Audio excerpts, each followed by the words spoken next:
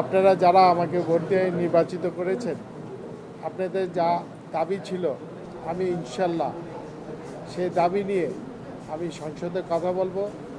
আপনাদের এই দাবি বাস্তবায়নের জন্য আমি সর্বোচ্চ চেষ্টা করে যাব এবং মা বোনদেরকে বলে যাই, হতাশ হবেন না। ইনশাল্লাহ আমরা হয়তো কিছুদিনের মধ্যে আমরা প্রতিজ্ঞা নিব, সংসদে যাব, বাজেট পাশ করানোর জন্য সর্বোচ্চ চেষ্টা করব।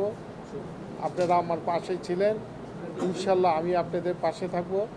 আমি সবসময় আপনাদের খেদমত করার জন্য আপনাদের কাছাকাছি থাকব, আপনাদের সুখ দুঃখের জন্য কাছে থাকব, ব্যবসায়ী বান্ধব থাকব।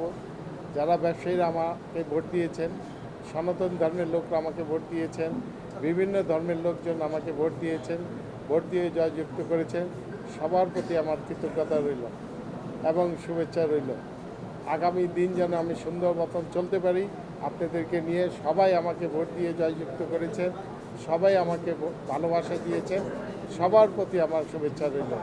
আমি সবাইকে নিয়ে ঢাকা লালবাগ, চকবাজার, কামরাঙ্গীচর, বংশাল, কোতালি সহ সবাই আমরা মিলেমিশে থাকব।